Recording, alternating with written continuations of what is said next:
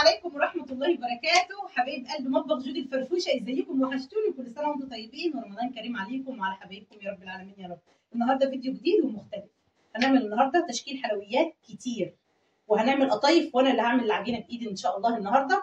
لو ناسيه تعملي اللايك اعملي اللايك يا حبيبه قلبي، وتصلي على النبي. اللهم صل وسلم وزد وبارك على سيدنا محمد صلى الله عليه وسلم.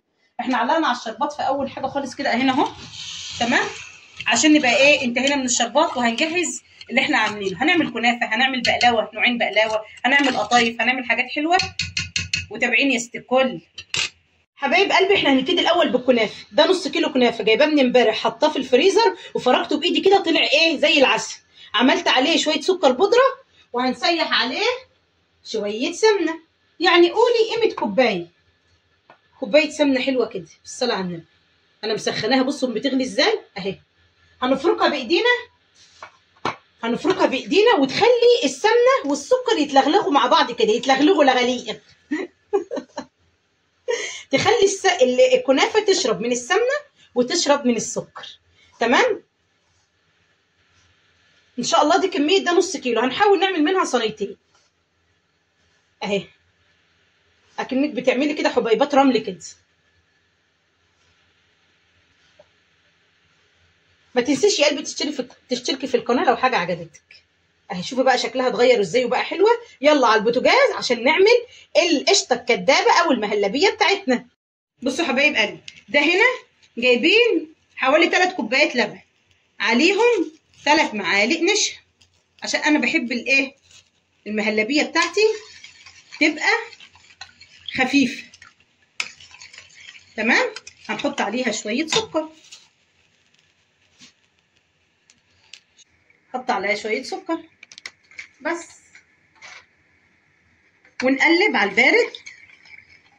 اصلا احنا مطلعين اللبن ساقع من التلاجة، فاحنا مولعين عليه الايه البوتاجاز. نفضل نقلب القشطه الكدابه بتاعتنا دي.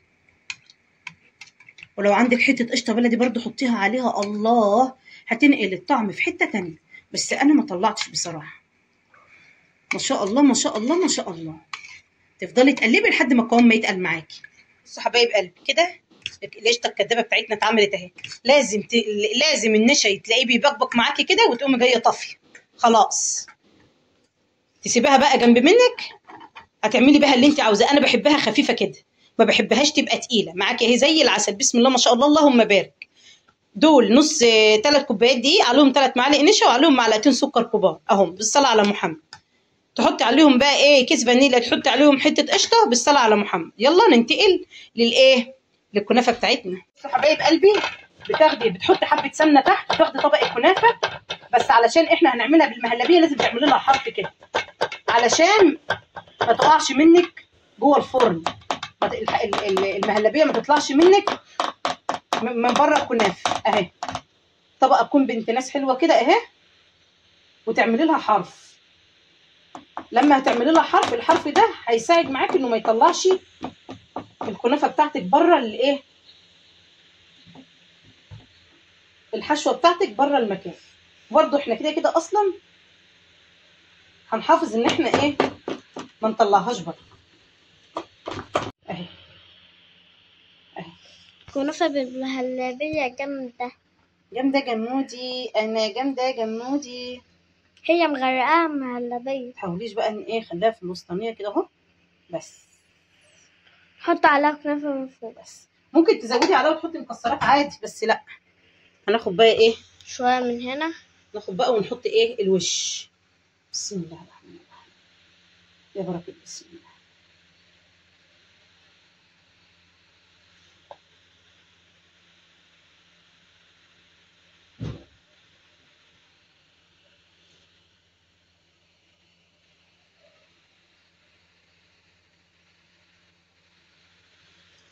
هنطبطب عليها، مش هنضغطها، عشان دي مش هنضغطها.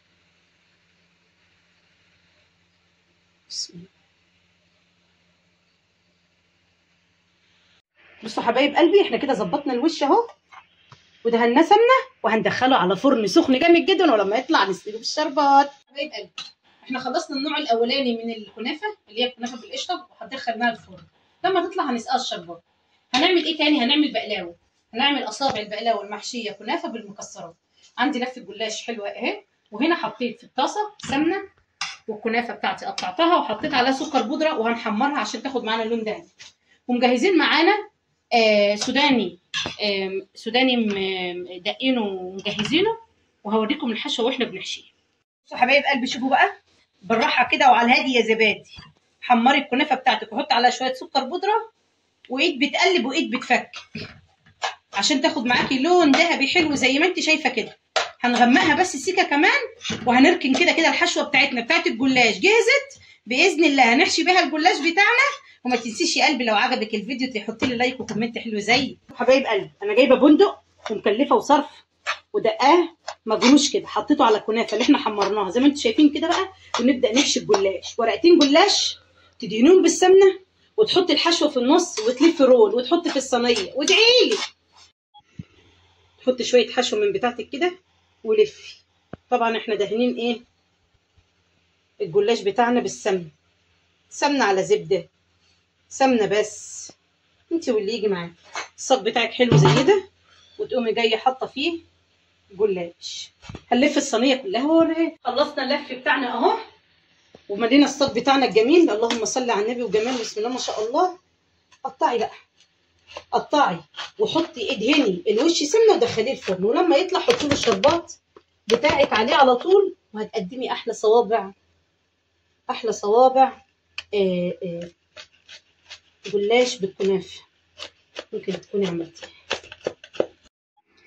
اللهم صل على النبي. صينيه الكنافه الاولانيه بتاعتنا طلعت اهي، بسم الله ما شاء الله اهي. الحرف اللي هناك محمر شويه ده مش محروق، بس انا عندي الفرن بتاعي بيطلع ناحيه سخنه شويه انما هي بسم الله ما شاء الله سقيتها بالشربات. واول صينيه معانا طلعت اهي، بسم الله ما شاء الله اللهم بارك زي العسل. الصنف الاولاني من الجلاش ده هندخله الفرن على طول. هنعمل الصنف الثاني، هنعمل ايه برضو لفه جلاش حلوه زي دي، وصينيه بتاعت الجاز دي اسهل بقى من الاولاني خالص. هنحط سمنه ونص لفه الجلاش كامله من غير ما نورقها، ونحط في الوسط الحشوه، ونحط الايه الطبقه الثانيه. احنا حطينا نص الايه من غير توريق ولا سمنه ولا زيت، بحاله وهي ناشفه كده. والحشوه بتاعتنا اللي انا وريتها لكم وحطيت عليها جوز الهند. بقيه الجلاش برضو ناشف اهو، بنحط طبقات اهو اهو اهو. طب انت اللي بتتني الحته دي يعني؟ ما عشان زياده على الصينيه. احنا خدنا بس الحته الزياده اللي من هنا هنحطها في النص هنا، مش مفيش حاجه هتترمي اهي. تبقى والله العظيم هتبقى حته صينيه بقلاوه ولا كلمه اهو، ولا طبقات ولا شلنا ولا حطينا ولا اي حاجه اهو. صلاه النبي اهو، صلاه النبي اهو. تمام. هنشيل الحرف ده اهو ونظبط حروف الصينيه ونقطعها واوريها. بصوا حبايب قلبي، احنا ما حطيناش سمنه خالص ولا رقات ولا اي حاجه، على الناشف كده اهو. وتقومي جايباها بقى بالورب كده وتقطعي بقى يا ست البنات. وبعد كده تسقي وشها سمنه ودخليها على الفرن، ولما تطلع حطي لها شربات. هتبقى احلى واسرع صينيه بقلاوه بالمكسرات عملتيها في حياتك، وهتدعي لام زياد. نعمل القطايف في البيت، والاول مره هنعملها في البيت. للي حابب يعمل يجرب اللي احنا هنعمله. دول شويه بيكنج باودر ومعلقه خميره. حطينا 3 كوبايات ميه دافيين، عليهم كوبايتين دقيق، نص كوبايه دقيق سميد، معلقه خميره، معلقه بيكنج باودر، معلقتين سكر، شويه ملح.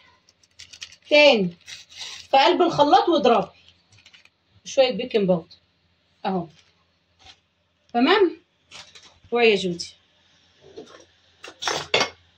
ومعلقتين سكر من بتوع الاكل اهو،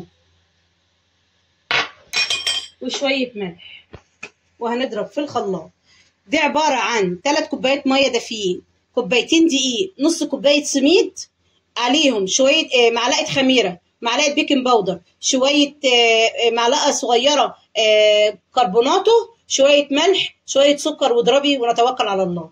بعد ما ضربناها ضربا مبرحا في الخلاط ده منظرها اهو. حطيت منها حبه في الشفش ابو بوز ده علشان ده اللي احنا هنحط منه. هنعمل القطايف في طاسه غير قابله للصق.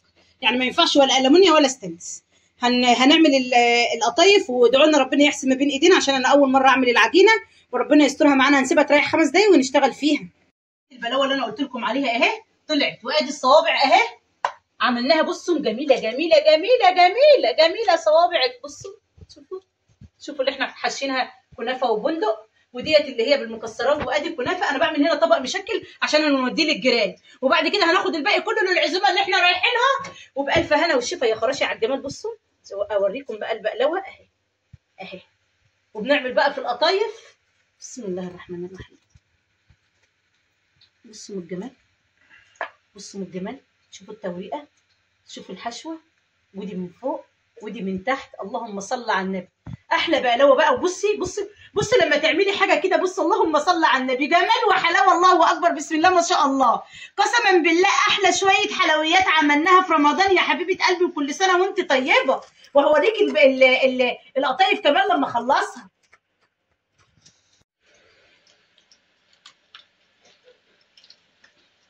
شوفوا الجمال بقى والحلاوه. شفتوا طبق الحلويات ده؟ شفتوا الطبق المشكل ده؟ شفتوا الجمال والحلاوه؟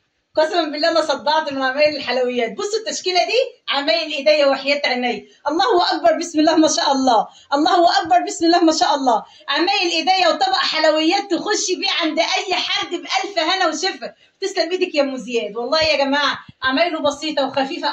تعبت شويه، بس حاجه كده تخشي بيها تشرفي بيها اي حد داخله عنده عزومه، او اي حد انت عازمه حد تقومي جايه عامله له طبق الحلويات ده. لو عجبك طبق الحلويات المشكل بتاعنا بالخطوات البسيطه اللي انا قلت لك عليها، ما تنسيش تدعي لي دعوه حلوه من قلبك واحنا في الايام المفترجه ديت، وتعملي لايك واشتراك في القناه بتاعتي. وكل سنه وانت طيبه.